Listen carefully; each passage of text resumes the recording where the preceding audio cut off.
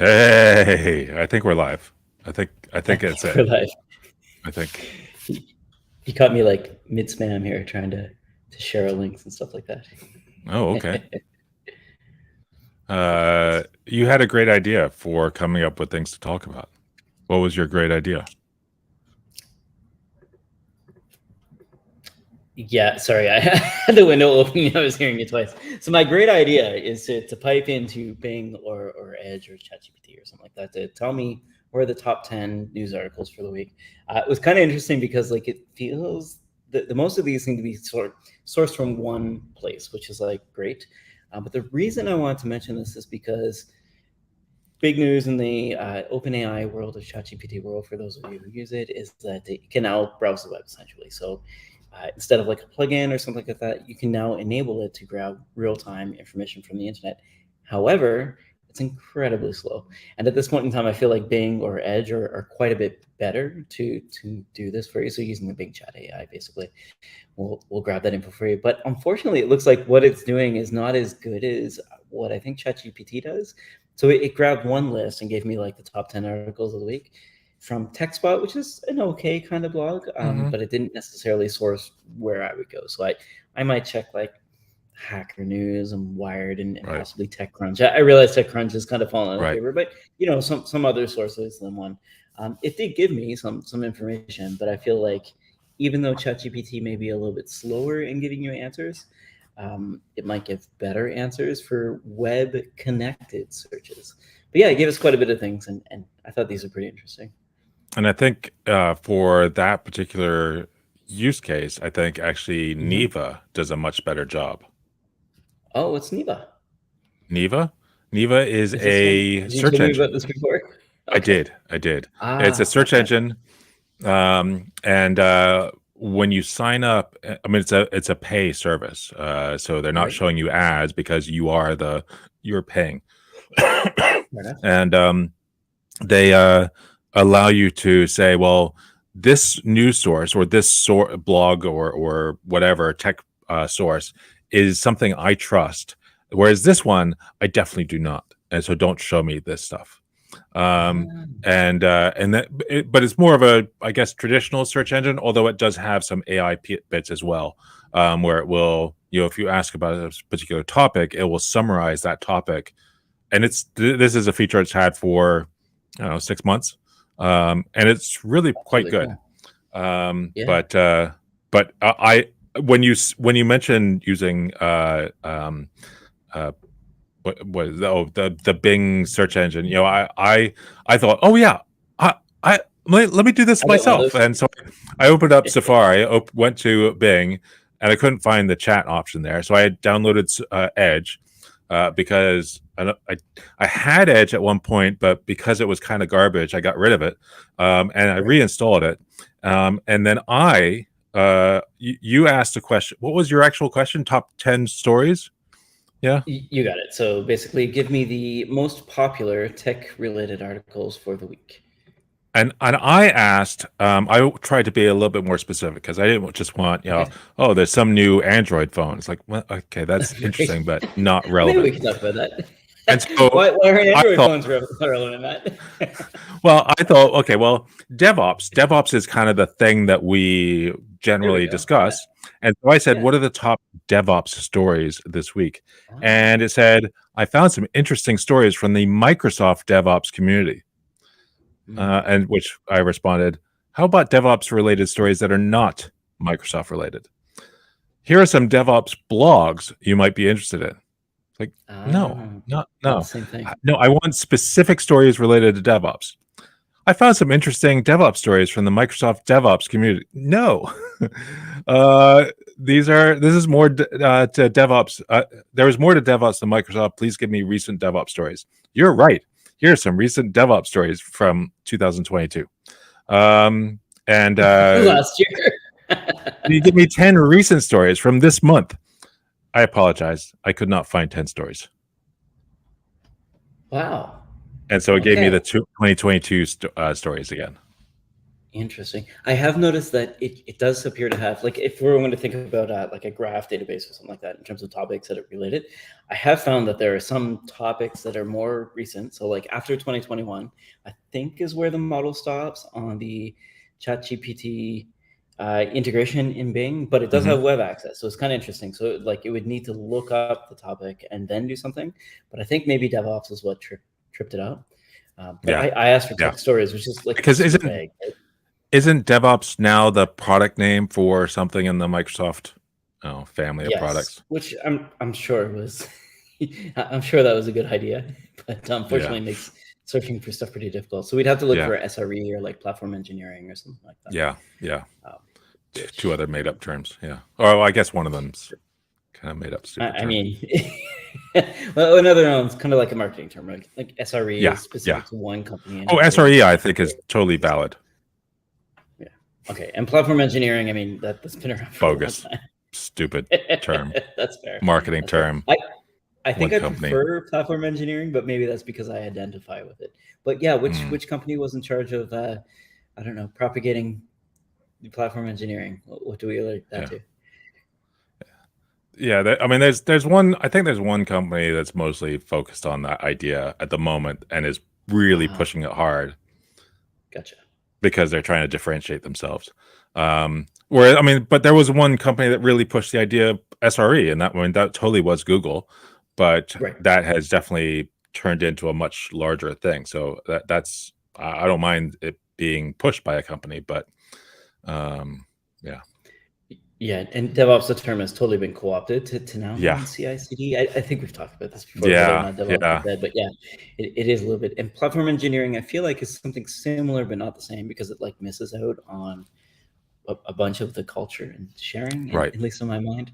Um, so platform engineering, like engineering something that other people can use, is cool, but it's also not. It feels like a just a part of the greater Right, conversation. right. To me. Yeah, I have similar feelings around evangelism versus developer advocacy or developer relations or all the other terms that are for which evangelism just a better Right. term. Yeah, honestly, having looked around, honestly, I do feel like tech evangelism and developer advocacy are two completely different things. And Hmm. I agree with you. Coming into this role, I disagreed with you, but the more I've been in this role, the more I agree with you. I guess I Wait, don't like the you like agree that religious connotation. you agree with Mhm. what part? I mean, it sounded like you totally disagree now. No, I really like tech evangelism as the Oh term. yeah, yeah, yeah, I yeah, think, yeah, I think that is what I'm yeah, trying to do, at least. It might not be the right way to do it, but like yeah. in terms of I mean, advocacy, like being the voice of a client, like that should be a that given is. to me. I mean that as far as I mean, as far as the definition of evangelism, I've always heard everything that developer advocacy says. That's part of evangelism. I mean, that's Right. part of the evangelist Like role. I mean, it's if like a I'm not, subset. Yeah. yeah, yeah. I mean, so you can do all of evangelism, or you can do a small part, and that's developer advocacy. And another small part is kind of community relations, and another small part. I mean, there's all these small parts that are like more focused, but then there's the Right. parent of evangelism. And yeah, okay, Totally. it's got this religious term that some people. I mean, I've been on a plane, and I sat next to a guy, and they said, "Well, what do you do?" I says, "Oh, I'm an evangelist for a Oh, software here we company." He go. says, "Oh, really? Yeah. What denomination?" It's like, hey, and he was seriously asked, "What denomination?" It's like, no, no, no, no, no. A technical evangelist with a technology firm. It's like, yeah, what church? No, he couldn't Full stop. ungrasp the idea that it's not religious. It was just pushing any I, idea. I literally had that Yeah, conversation with TSA yeah. going to New York. I went to New Oh, York over the weekend for yeah. a Polaroid conference, and going in, they asked what I did, and I told them, and they're like, For what conference? Wait. the mic like crackled for a Polaroid conference of all things, an instant film conference, but specifically about Okay, Polaroid. okay. Policon New York 2023 is what I went to. Wow. Did Unrelated to work, could you just happened to be expense in New that York. to Datadog?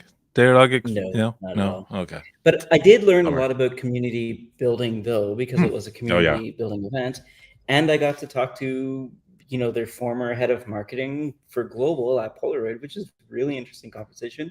She's now at Brooklyn Beer, and we talked a little bit about like the Run the Jewels beer. I'm not sure if you're aware of Run the Jewels, Hmm. but yeah, It was really, really interesting. Run the Jewels is some Wow. pretty good hip hop if you still like hip hop. But yeah, it was actually really related to work, but unrelated in terms of the actual tech talked about. But it was very interesting to talk about it sort of return to analog for a certain cadre of people who would rather like. So in a world of AI and digital images, how do you differentiate yourself? And like one of these ways is to like let go of the process and have a chemical do the developing for you, which may be good, maybe bad, it could be expired. But in terms of like digital tomfoolery, there's nothing going on there. Then you Right. could use a projector or something like that. But it's a real image that comes out.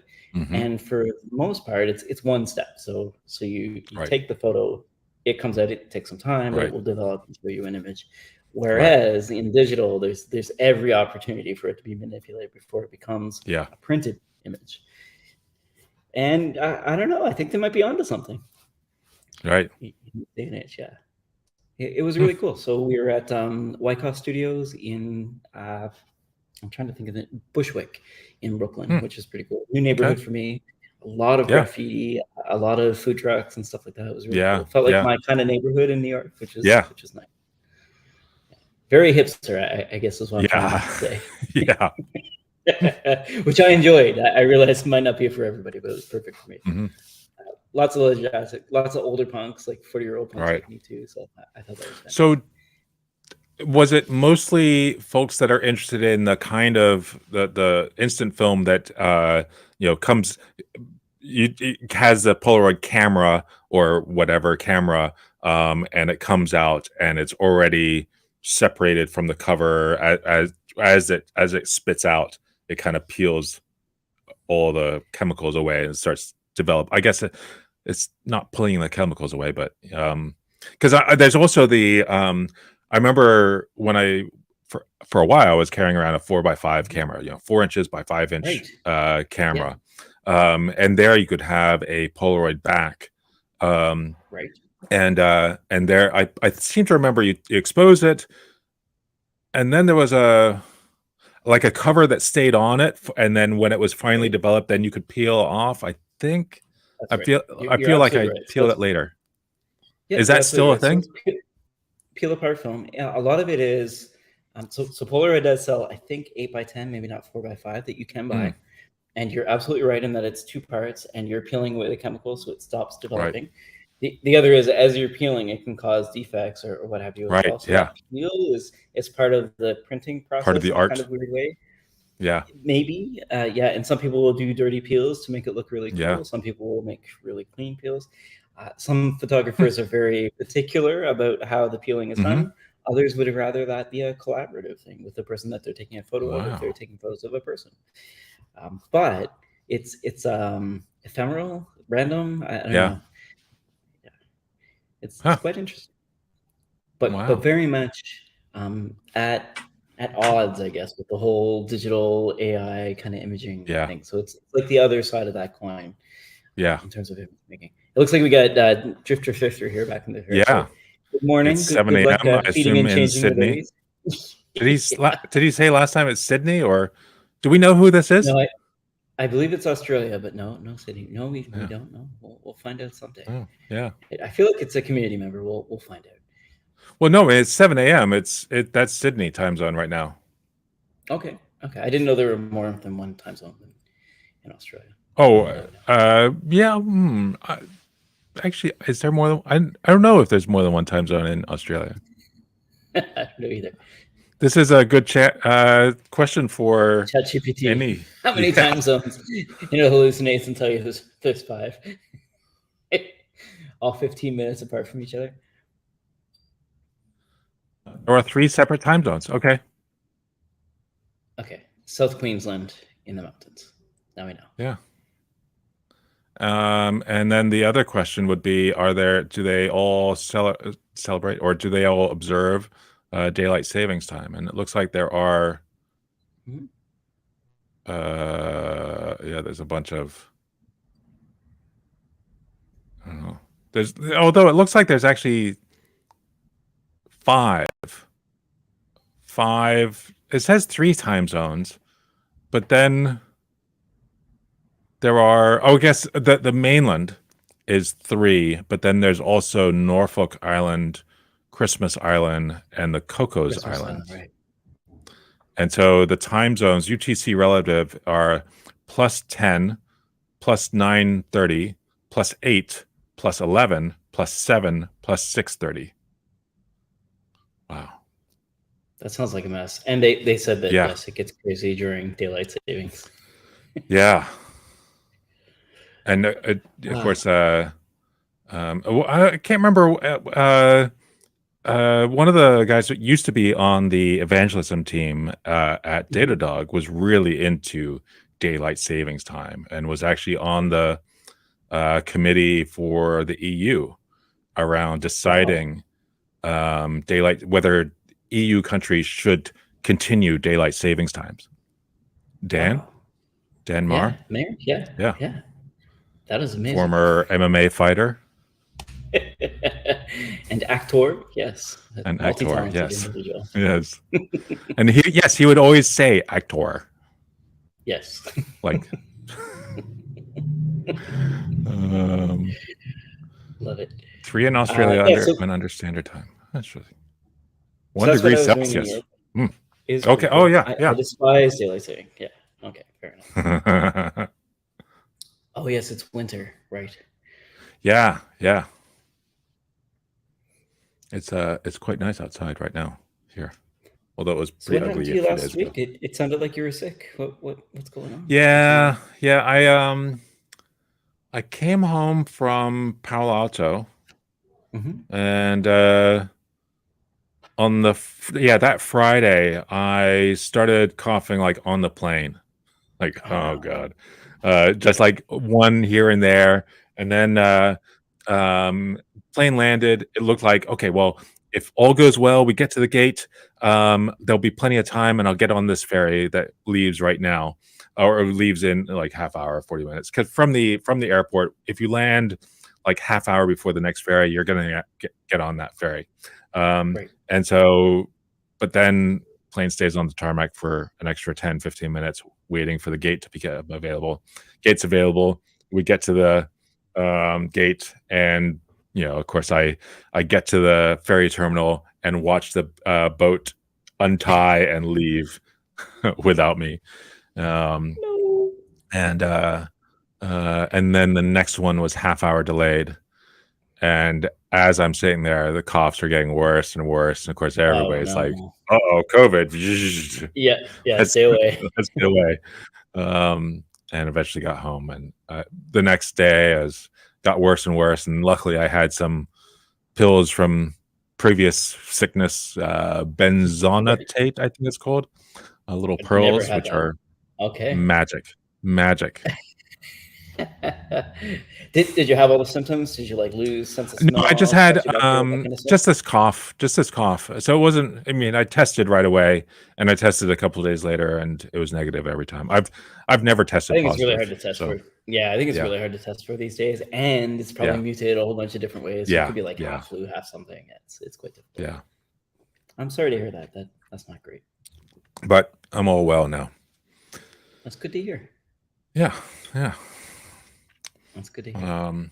So in your list of Bing sponsored tech topics, what was one of their favorite to come up? Okay, so there are a bunch. Some were relevant, some weren't necessarily news. Unfortunately, like Disney closing down the Star Wars kind of thing. I think we'd already talked about. It's happening now, so I guess it's now news again. There's something about NVIDIA giving away graphics cards. Again, hearts and minds, maybe. There's like AI news about DragGAN, which allows you to drag an image as opposed to uploading. Not really news. There's some stuff about exoplanets, state hackers from China infecting TP-Link, which again has happened before. It kind of feels like this is real. But in here, I thought, because it's like local to me, is Linus Sebastian stepping down from Linus Tech Tips, which I knew about, and I was kind of asking you if you knew about Linus Tech Tips, because I feel like this is very much something that people in BC or at least the West Coast know about, but I guess it's become a bigger channel now, so a lot of people do know about it. But having him step down and be the chief, I don't know, is it innovation officer or chief visionary officer, the CVO, which is like Sure, Linus. I don't know if Yeah. you've ever met this Yeah. person, but yeah, he's very much I love him. I love him to pieces. Hmm. However, he's very much like a tech nerd that's gotten very popular and very Yep. much likes to be in the public eye. Yep. And maybe I think he made the right decision. Should not be the CEO of this company. I feel Right. like some of the things he's done publicly, which again have been in the public eye, like talking about firing employees and stuff like that on this podcast live. Like, don't Right. do this. Yeah. Don't ever do this. As a CEO of a company, this is a terrible look. Yeah. Distance yourself from all that stuff if you want to keep this public persona, or get rid of your public appearances and run the company, Right. because it's actually becoming a bit of a, here we go. Yeah. He's getting sick right now, because Yeah. it's becoming a bit of a media empire, right? So it's good Yeah. for him to distance from it if he wants to maintain that like character or caricature of who he is as a person. Yeah. I mean, for any sort of person who is a like the main, I mean, the product, where he is the product, Right. you know, for him to also be head of a company, it seems like, I mean, if I were if all of a sudden Technoevangelist YouTube channel becomes super popular and I am the product, when would I ever have time to run a company? You need to hire somebody else to do this stuff. Yes. But yeah, so Or if you got sick. yeah. Is he traveling all over the place? Yeah, I mean, there should be somebody else. Kind of, I guess I mean, early on with Datadog, the head of company was the outside face of the company as well. I mean, that was Alexei. He was the person that went to all the conferences and like the field CTO kind of thing. did all the talk. Yeah, I mean, he did all the talks, and he was also running, him and Olivier running the company. And I mean, thankfully for me, he recognized that he can't do all the things, and they hired me to do all the things, all his external kind of appearances. And then the rest is history. But yeah, you can't. So it totally makes sense. It's kind of insane that he wasn't. Fair enough. World domination. Yeah, we've only got one fan. That is true. So he's from a town called Stanthorpe, which is to the west of Brisbane. And I have never been out there. The closest I got, where was I? I rented a camper van in Sydney one year. Nice. And drove it from Sydney to Cairns, which is basically, he would be the 1/3 of the way there point. And I assume it's he. I don't know. We didn't actually talk about pronouns, but they would be about 1/3 of the way there, and but further west, further inland. So I just hugged the coast the whole time. That sounds awesome. But I mean, I mean, so much of Australia is a beautiful place, and I'd love to spend more time there. The only other news in here that I thought was pretty interesting, and this may not be interesting to you, but you can get Death Stranding for free on the Epic Game Store, which again seems get like what? It's called Death Stranding. And okay, perfect. So I can explain it to you. That's Okay. The face that I thought I'd get. So Death Stranding is a courier simulation game. So your goal, the gameplay loop, is to pick up packages and deliver them on foot to another location, point A to point B. Seems like a very simple gameplay loop. Boring. It sounds boring. I don't know if you've ever played a Hideo Kojima game, but it is very much not boring. It's very interesting in that at first it's really frustrating because you're carrying things and you're toppling over, and it feels like like the game is broken actually. But as you go along, it's post-apocalyptic, so you can get better boots and stuff like that, so you can move a lot. But the game itself has a lot about, it's kind of like multiverse, sort of, or at least two universes kind of existing at once. And it's also like survival horror a little bit. And you're also carrying around a baby strapped to your chest that will cry when these monsters from the other the netherworld come into Okay. your space, Okay. which adds to the tension. And I don't know if you've been around crying babies, but it's very much like a Yeah. primal kind of thing. When a child Yeah. is crying, it's like, oh, I've got shivers right now just thinking about it, because it's like it's quite tense. Also, the rain itself is kind of an indicator of things happening. But on top of all of this that's going on in this world, you don't know this, but it's actually online. And as you're building this world, you then realize what the quote unquote multiverse is. It's that other people are on this server or this world with you that you can't see, that are reconstructing it together. So it's a really positive message. Hideo Kojima is amazing. Metal Gear is probably the game that you might recognize is like his property. This is a fantastic game. That sounds very boring, but it sucks in very quickly. Wow. The plot is over the top. It's kind of like a Fast and the Furious. It sort of makes sense, sort of plot. It's way out there. It's got like I think it's Guillermo del Toro is in it. Like it's got a bunch of actors that you would know in the game doing voices and appearances and their face map. Conan O'Brien's in the game as an example. Like it's oh my god. It's kind of amazing. It's really good, and it's probably like an 80-hour game if you complete it. You could probably complete it in about 20 or 40, but it's really worth it to figure out how you can go. What's it called? It's called Death Stranding, and when people ask him what the genre of the game is, he said it's a Strand type game, which is just not an answer. But it's like an adventure survival horror kind of game, mixed with like world building, RPG kind of elements as well, because you construct roads that you can then use to drive vehicles on instead of walking around all the time.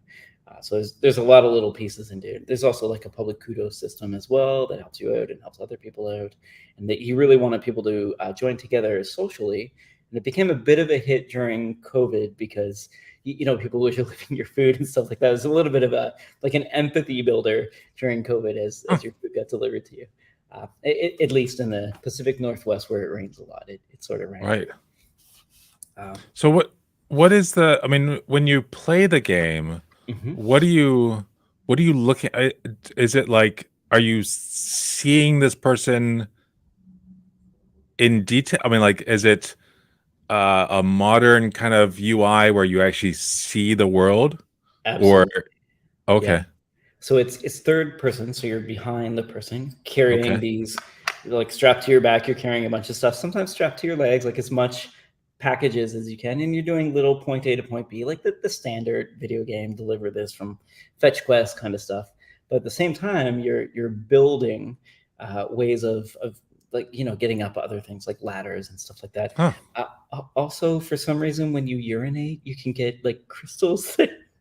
There's a whole bunch of like weird Hideo Kojima isms that like would not be in any other game. So urination is like a part of the game. It's very strange. Okay. Like you've never heard of any game like this before, I would assume. No. Yes. So it's definitely worth a playthrough. I can't recommend it enough. And the fact that it's free is actually really cool. Epic Game free. Store, okay. Right. So it's free on Epic Game Store until the end of the month. And this would normally be, it seems like a ploy to get you onto the Epic Game Store, and I'm sure it is. However, I can highly recommend this game. It was very divisive in the community. And then I think if you look at Metacritic, it's got to be like a 90 or something. It's quite good. It's highly rated. Yeah. Okay. So Drifter Thrifter says that they're around 2 babies right now, and yes, you can imagine the maybe a little bit of heart palpitation going on when they're crying and in danger and stuff like that. And they abuse that in this game to sort of play with your emotions and get you involved. Wow. Yeah. So so what platforms is this on? I believe it's everything but the Switch. The Switch is maybe a little bit too underpowered to run it. Yeah. But like PS4, PS5, Xbox One, or Xbox Series X, or PC. Okay. So basically all the platforms I don't have. Okay, cool. You get a PC, don't you? You don't have a PC? No. Oh, man. Why would I own a PC? I'll have to send you one for training your AI GPU models. I mean, come on. No, I don't. At some point, I do have that Xbox One that I haven't still have, or not one, but the Xbox, the original Xbox. Oh, yeah, I don't think it would run on that. Yeah. No, that's my one platform. Well, I actually no, I say that that's not true. I do have I have a Game Gear, Sega Game Gear. Wow, that's a throwback. Yeah. And I also have more recent one is the is it called the Play? The Panic. Oh, Um, right, right. I still haven't got to use one of these in person. yeah, it's garbage. It's horrible. It's like the worst. Yeah, I was one of The those play people date, that play right? date. Yes, Yeah. so stupid, so awful. It Not looks awesome. it looks amazing. The hardware looks amazing, and it is the most amazing device until you turn it on. There's like a ton of free games now. Have you played them all? There's like 200 or something. There's a bunch of games. I mean I gave up after a while because the games are so bad. The battery life is awful. You have to charge So, this thing for don't like you just crank it? I would be great. Yeah. It takes like I don't know half hour or so to charge up, and then you've got maybe an hour of gameplay, and then you need to charge it up again. It says it can run for 8 hours. Yeah, it's BS. Maybe you got a defective. Yeah, no. It's chances are, no matter when you pick it up, it's probably not going to be working because it's probably dead. It is the worst. I'm just a big Panic fan. That's all. Like this. Oh, I love everything else. I mean, the reason I bought it was, it's Panic. Great, done. I plopped the money down. I bought it. Waited a year for it to show up, and then it shows up, and I am so disappointed. That's too bad. There's so many. Like a bunch of the games are. Oh, let's just sit and watch a really slow story happen. With just dialogue boxes popping up, and you have to read them. And of course, there's no backlight, so which is part of the interestingness, I guess, of the platform. But it's just painful to use, and it's just awful. I guess I really like indie games. So for me, just looking through, like one of these was Demon Quest 85. Like that's straight up my alley. The other one was Executive Golf DX. Like I'd play both of these. Yeah, you would think. No. No. I had such high hopes, and I was so disappointed. Wow. Yeah. So all the season 1 games, there's tons of them. Yeah, they're awful. All of them. All for free. Oh, I'm here to support the indie game devs. My brother, I'm not sure if I've ever talked about this on the podcast before. My brother does a lot of Ludum Dare challenges. Ludum Dares are basically, imagine trying to come up with a game in a weekend with a team of 3 to 4 people. It's kind of like a hackathon. And then you publish them for multi-platform using the framework that they give you, I think. And then people can play them, or maybe they can't play them at all because they're very crappy. But I love that spirit of making a gameplay mechanic that's very simple. So like in Death Stranding, it's carrying packages is the main loop. But how do you make carrying packages exciting or fun? And what do you add to that to do it? And in Ludum Dare, it might be like, do you have an artist on your team? Do you have a sound designer? Like someone needs to do these things. These are roles at a company. You need like a creative director. But you've only got 5 people or 4 people. What are you going to do? You need probably a coder. You probably need somebody to come up with maybe a menu system, perhaps like an intro video. Like there's a whole bunch of components that go into making a game fun, or what we call a game, that kind of experience. But when you boil it down to what makes a game fun, that's why I find this really interesting looking at the play date. Like what is the mechanic? So a bunch of these have loading screens, which I noticed, or logos, and then you go into the game, but they've only got 2 colors. So how do you get past? It's really only one color. Right? I think the screen is just a certain color. And then how do you get past that? How do you add shading and like what do you do in that to convey information? You were talking about fonts and things like that, but I'm actually okay like playing a visual novel these days in my old age where it's just text. I'm totally okay with that, but it's got to be well written. Yes. And if it's well written, then I'm in. I've been playing a game called Valhalla for this PSP of all things, which is like it's a cyberpunk bartender simulator, which is super, super interesting because the writing is brilliant. But it's hard to find something that has like that Wait, level. That's the PlayStation Portable. That's, I mean, it's pretty ancient, PS right? Vita. Yeah, it's ancient. Oh, okay, that's newer than the one I have. It is, yeah. So this is the one that didn't take those little UMDs, for example. Right, the one I have that. Yeah, so this is like a PS3 era device, whereas I think yours would be maybe around the same time. Yeah. It's just the next iteration of it, and Yeah. it's not a great platform, but this game is Yeah. perfectly suited for it because the battery Okay. life.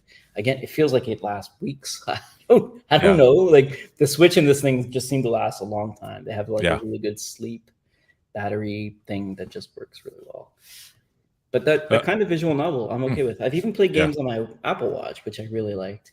Yeah. That are more like a choose your own adventure, text-based Right. kind of game, where it's pretty small. But I'm trying to think of Yeah. the name of the game. But it's like you're getting text from this out of space person who somehow contacted you, and they crashed their spaceship, Right. and they need advice on what to do next. And you get to decide like what they do. You can get them to describe where they are and like what they should do next, kind of thing. I thought that was really involving. Like it gave you again that sense of danger, so you felt like you're involved in the story. Yeah. But I think text-based and turn-based kind of stuff can really work, but it depends on the developer. It's like that writing and scenario needs to be really, really well thought out. I'm disappointed to hear you didn't like the Playdate, because I heard the opposite, that the indie games are actually really cool. Horrible. I've yet to find one person who's actually played it that liked it. But another one, I do have another friend who's working on a game, and cool. Like a big game that's got a lot of money in it, and you know, from a I don't know if it's like a company that's made. I think they've made, or at least the main person behind it has made a few games before. And it's got a bunch of people that's made, you know, been involved with lots of big games. The game's called The Bazaar. The Bazaar. Like Bizarre or Bazaar? Bazaar. Bazaar. Bazaar. Bazaar. Oh, I see it. Okay. Playthebazaar.com. This looks pretty cool. It looks like a card game, kind of similar to Hearthstone, maybe. Yep. But beautiful. Very, very cool. Genre warping strategy. Okay, I do like strategy games, but this game has definitely got a lot of like effects and stuff like that going on. Right? It's like it definitely catches your eye. Yeah. If you don't have that, what's the gameplay? If you've only got two colors, could you still make the Bazaar? And it kind of looks like you probably could. Yeah. Very interesting. Wow. Yeah, this looks quite popular. Very neat. So what else? What else was on your list? Was there anything else that? There were there is a bit of talk about politicians and AI in America and some of these Sam Altman stuff, which I think I don't know. At first blush, it seemed to me like they did the right thing and said like, yes, this does need to be regulated. We're happy to help. Like in a gold rush, always be selling shovels, right? So they want to be part of the solution. Totally makes sense to me. Right. As well as stating that like, yes, this could possibly influence an election or at least public sentiment, and because of that, should have some laws or something around it. Also, a little bit talk about open source and what the pros and cons of open source, as you know, as with regards to AI, because I think things are a little bit different when everyone has access to something that's very powerful. Right. It can cause like a power imbalance unless everyone has access to it, because you don't want to create like yet another division in terms of like the haves and have-nots. But it's very much technology, so there's already going to be a division. So what does that mean for other people? Can they run their own on their own computer, or what does that mean? I thought it was pretty cool. The other one in here is I don't know if you know Jacksepticeye, because I definitely did not. Why do that name rings a bell? Okay. As a YouTuber? Yes, very much so. Yeah. An Irish YouTuber, I believe. Huh. Did one of those wired ask me anything kind of questions, but instead created an AI in his persona and then was able to interact with it to see whether or not the answers were similar or not the same. As a YouTube influencer, it was all going great until he asked the AI, "What is my greatest fear?" It was delicious. So the answer was something along the lines of like, if you don't keep innovating, you're going to get stale, and when you get stale, you're going to have an existential crisis. And he was like, "This is exactly what I didn't want it to say. I want you to say I'm just scared of heights or spiders." Right. Do you want you to go to deep on a philosophical level? He's like, I guess I'll think about it. The other is that the the voice software he was using, I don't think was 11 Labs, so it wasn't that great. 11 Labs is kind of what's being used to create all those like celebrity videos and stuff like that. It was awful. So I happen to have already seen this yesterday. So I would recommend watching it. It's pretty interesting on the Wired channel. But he asked it some incredibly complex questions. So started out easy, all the way to complex, and then just asked it for advice as well. Like, hey, what should I do next? And it just gave him some advice on like ways to source new topics and things to, you know, don't become too egotistical. Basically, it's kind of like between the lines, so you can kind of tell what it was hinting at. But yeah, it was very interesting. Wow. I thought that was like at this point in time, if we made like a fake Matt, what would you ask fake Matt to tell you that kind of thing? Right. Really cool. Well, I mean, I think I've seen there's a few like personal GPT kind of apps to download where it will take this collection of documents that you define where you want what documents you want to scan through, and then it will use that to like you can talk to it and ask it, you know, other things that you've, you know, all the things that you've collected, or come up with answers from, I guess, all the answers that comes from that source. And I think, you know, if, you know, I do this weekly podcast with Brett Fisher, and, you know, and I think it would be great to be able to collect all the transcripts from all his previous shows. And then, you know, I'm the new guy there. So as a topic gets discussed, you know, do a quick search based on his 400 previous episodes, and say, oh, well, actually, do you remember you talked about this in episode 52? It's like, what? Yeah, I think that would be pretty cool. Definitely pretty cool. The only one that in here which wasn't mentioned, I think it's because it's a little bit older, is something I watched yesterday about taking AI music. Essentially, it was just a discussion about AI music and where that will go. So specifically, there was like an AI Drake that to me sounded better than Drake. And I think some of the people in the community actually agreed as well. Like you got to hire this person to help you because they're better than your ghostwriters right now. It's pretty obvious. And there were some questions about like I think there was one Paul McCartney song called "New," for example, that they redid Paul's vocals essentially with younger Paul's synthesized vocals, and it sounded better. Oh wow! It's like AI, fake AI, young Paul sounded better than old Paul. And wow! They also added in some John Lennon vocals, which sounded pretty convincing to me. Although the reviewers said that maybe not so much. Maybe I'm not that familiar with Paul as I am the rest. But yeah, and as John Lennon was maybe I'm not that familiar with John Lennon's vocal style, but yeah, I thought it was quite good. They did like Kurt Cobain's Soundgarden song, which was terrible. It was not good. But it was very interesting to talk about more about the ramifications about what's going to happen to the music industry if we can create fake music that actually is pretty listenable. Yeah. What does that mean? Who licenses this? Because apparently there's like fake Kanye was on Spotify and they had to remove it. But the copyright strike was interesting, saying that Universal owned the music, but the music was absolutely not the same. The voice was simulated, but I'm not sure if Universal owns his voice or if Kanye, the person, owns the likeness of their own voice, or is this parody? And is therefore, is it fair use? And there's like, I don't know if we've answered this.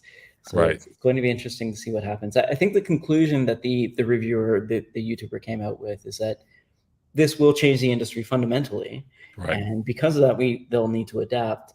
And it looks like Universal's probably starting to try to create like a fake artist, essentially. This has been happening in Japan for a little bit now, where you've got like an 3D generated kind of hologram of somebody who's singing, dancing, like Hatsune Miku is probably the biggest example. And what does that mean if then the music that is being played is generated by a fake persona? So I think we're already kind of there in Japan. Yeah. What does that mean for rock and other things like that? As Universal, a big company, can go through its entire catalog, synthesize that, and then create another artist. The other question is, do we think that like Spotify and Apple Music will rest on their laurels and not do this? What would that battle look like if we've got like the Arista, the BMG, the Universal, the Sonys all fighting against each other with these AI music things? What does that mean for the artist? Where does the artist stand in this as like somebody who's been used in an average for making this music. Anyway, food for Right. thought. I don't have a lot of answers or opinions here. So another court case that was pretty recent, I assume it was pretty recent, was the Ed Sheeran court case where Right. Was that Marvin the Gaye? Marvin Gaye estate sued him because one of his songs apparently sounded too similar to. There's like one bar, but yeah. Oh, is it? Yeah. And I mean, it was played through the song, but it came down. I think I wasn't familiar enough with who Ed Sheeran was or much about the case, but it sounded like he basically records the entire like song creation process, and it's that kind of that's evidence of here's how we came up with everything, that they were able to prove that no, it had nothing to do with. It sounds similar, but it had nothing to do with that original Marvin Gaye song. And that's pretty hard to one proof. So like clean room stuff. Kudos on them for recording the songwriting process, but it's difficult when you get like a song stuck in the back of your head and you're playing music and you end up on something similar without necessarily being the same. Because I will say that when you listen to them side by side, the bars sound similar, but also, I mean, a lot of music sounds pretty similar. Yeah, saying that the entire song was a rip, right? The entire song's not really a rip off. I mean, there's way more than 12 notes. Just to not to put too fine a point on it, there are 12 notes in the Western creation system, right? But like this is a global thing. It's very, very interesting to me to see these kind of court cases. Right. I don't know. I'm glad he won. Honestly. Yeah. I'm not a fan of Ed Sheeran. I am more of a fan of Marvin Gaye. I actually had to since I don't know it. I mean, I think I've seen one video of like him on stage where it basically it's just him and he's doing loops, playing a part of a song, looping that and continuing, which was pretty interesting. I can't remember what the song was. And then Apple TV Plus, whatever, has a recent concert. So I was listening to that last night and skipping through a lot of it. But I haven't really spent much time listening to him. This is going to sound like a tangent, but have you seen Game of Thrones? Mm-hmm. There's a lot of it, yeah. So my opinion is that Game of Thrones jumped the shark. So it became less interesting when Ed Sheeran was a guest cameo in Game of Thrones. I think that's where it went off. What was he on Game of Thrones? He was just some random character in the woods that they came across. Okay.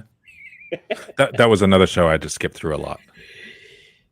It's certainly like I realized there was like a zeitgeist behind it. Everybody liked it, so I wanted to be part of the conversation. So I'm not really into high fantasy most of the time. I did like the show though because it kept killing off characters, which I thought was great. It's like this is how you like. This is it. It's cruel, Brutus, shark. That's your life in these ages. So I thought that was pretty cool. Not a big fan of dragons or wizards or what have you. Not my. I know, and now they're showing up in.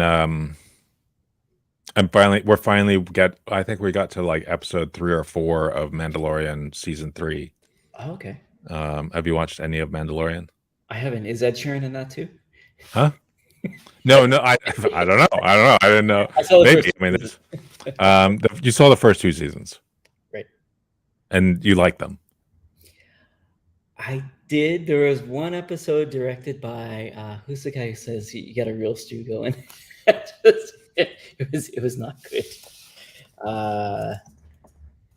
Real stew going. This is like not so, Carl Weathers is in the show, but also like wrote and directed one episode. It was not good. It was a complete departure, and took me out completely. The episode we watched last night was directed by Carl Weathers. Okay. And I'm going to go out and say I'm not a fan of his directing. Yeah, well, basically, I'm not a fan of this entire season. We keep thinking, okay, well, it can't stay bad for long, so we got to watch the next episode, and hopefully, it's going to start to improve. Because the first few episodes of season 3 have been garbage. This is my favorite word now. Garbage. That's garbage. Is Um, trash. That's what the kids yeah, like to say. yeah, There's a lot of work that goes into a show, and I feel bad, like sure. just Yeah, saying I know. this is It's awful because like there's so many people involved. But like honestly, at absolutely. the end of the day, if it's not a cohesive unit, like yeah, Yeah, trash is what you think yeah. of, right? Especially in the Star Wars fandom, where like I Hmm. don't know if you're a Star Wars fan, but like the people who really like Star Wars have an Yeah, expectation of quality, whereas I yeah, don't really think I do. I do like Star Wars, but yeah. I'm I okay mean, with it like being edgy. I mean, Andor and I think Obi-Wan Kenobi. Those shows I really liked. Um, and I the still haven't first two seen the seasons third. of Mandalorian really loved. Yeah, I did too. Third season, not so much. Okay. What was Andor worth watching? Maybe I should Oh check it yeah. out. Okay. Oh, I'd say for me, Andor was the best of Star Wars. Oh wow. Like better than any other implementation of the Star Wars idea. Where I get into trouble is saying something similar about Rogue One, whereas I think a lot of people didn't like it, but I really I thought liked Rogue Rogue One One. was wait, which one? I can't remember which one Rogue One was. Rogue One was kind of like the side series, I think. It was the Yeah, first of the side series, which I really like. It was a movie, but it was like right. it didn't necessarily have all like the Luke Skywalker and stuff like that in it. Um,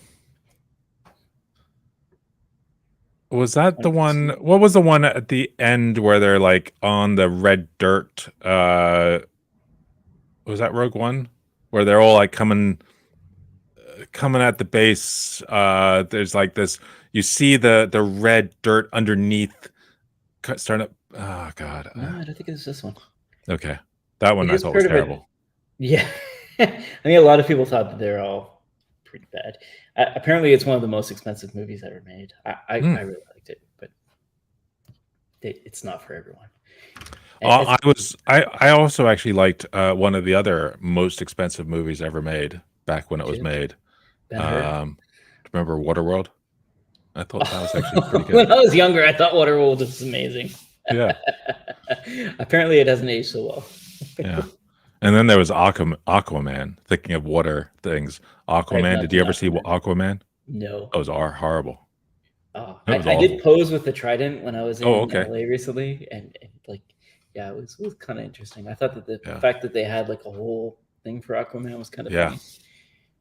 Keep trying to make Aquaman happen, but yeah. Although I love everything that what's his name was in Jason Momoa right. Was when he he used to be in. Aquaman? Yeah, he was Aquaman. He used to be in Stargate. He was great. So You ever watch any of the Stargate series? no, but I do like sci-fi. Stargate's probably one of my favorite like shows. All the Stargate, when Stargate Universe, Stargate Atlantis, Stargate SG-1, all of them. They're Very great. cool.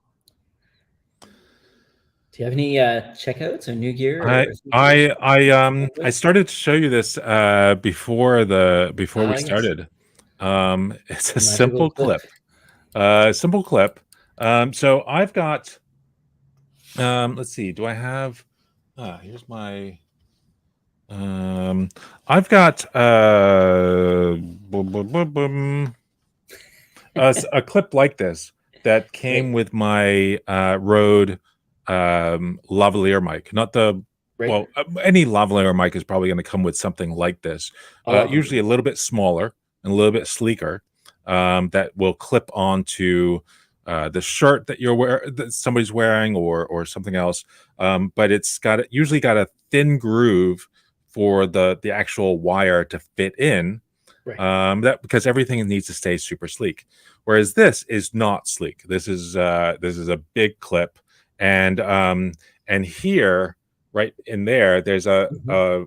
Okay, we can kind of see something. There's a hole there that you can open to fit a bigger cable into, or a couple of cables into. And so actually, I've got now an in-ear monitor. It comes with two. Right. The other one's not in, and it's hanging. Basically, I've got this clipped on the back of my shirt, and the cable from the in-ear monitor is going through there, and the other headphone is clipped, or it's just kind of hanging on here, clipped onto the back of my shirt. That way, it doesn't pull my head back the whole time. Right. And so it means I can turn my head without Nice. really feeling it, like reach up and slide Yeah. down and reach up and slide down. So I'm really excited about this. I don't know. I think I got 2 of them for $3, $4. It's life changing. That is awesome. Where'd you get it? Amazon, sorts of all goods. And then I got actually 2 other things. Do I have the 2 other things here? I do. So when we were at when I was in Palo Alto, we did this call, and I had my microphone kind of on this tripod, Right. and this tripod was hanging off my monitor Right. in a really weird way, so I couldn't see the screen. I was like, oh, trying, because that's kind of what I saw of the screen. And I thought, I got to come up with a better way of mounting these things. And so I ended up getting this clip that for the microphone. So here's the microphone, that's really cool. and it basically hangs on the back of the screen, and as long as the screen's tilted back a bit, it's got a nice clip, so that I can latch it onto the back there. And what's really nice about this, they think, oh, that's a little bit bulky to carry. Well, this is just screwed on right there, so that didn't come with it. But this piece, that's flat. cool. So that's great. So that's part of the story. And then the camera on the MacBook is pretty good, but the camera on this is much better. Much better. And you so didn't buy that $50 clip, did you? I bought the $50 clip. That Worth is it? absolutely. Okay. So now that clips on the back of the MacBook there. Is it $50? Because I feel like it is in Canada. No, it's $30, I think. Okay. So yeah, it's $50 here. And yeah, I mean that MagSafe, it works really, really well. And you turn on, was it main stage or backstage or something? Like that, and it will then follow you as you move your head around, which is pretty cool. So, as long as I have a few different, depending on the setup of the room, I can have that. Maybe I also carry this thing. I don't know. This is a bit heavy. This gooseneck, which we kind of looked at before. I feel like going through security with one of those is going to be difficult. Yeah, that might get. It's like, what is this weapon thing? Or maybe it's just this thing instead. A kind of selfie pole, which now I have that mounted on the back of it. Oh, it's got another. And that has a Arca Swiss at the bottom right now, and so I can mount it onto here. And so bring a collection of these things, and also I've got a bunch of those super lightweight clamps. So if there's just a piece of furniture like a shelf, I can mount this onto that. So have a bunch of options, and whatever's needed, it just works. So that's the kind of things I've been trying to solve, problems I've been trying to solve. How do I be a media maven on the road? No matter where I am. Yeah. As this, now that we're starting to become more public about what Infra is doing, which is KeyPair, and as we're talking more about what KeyPair is and sharing, how we're thinking about SSH keys, I'm going to be traveling a lot more. But I want to do things like this and the call with Brett. I want to continue to do those, and I want to be, I think I'm pretty good quality. So I want to continue that. So how can I do that when traveling? Gotcha. My recommendation is completely different. Yeah, good. Maybe a bit embarrassing, but in Bushwick, I tried for the first time birria. Have you had this before? It's like a Mexican stew. It is phenomenal. It's like slow. What's it called? It's a birria, might be what you say. BIRRIA. It's really, really good. So it's like slow cooked meat. Generally, it'll go overnight. That kind of stuff. You can put it in tacos. You can eat it as a soup.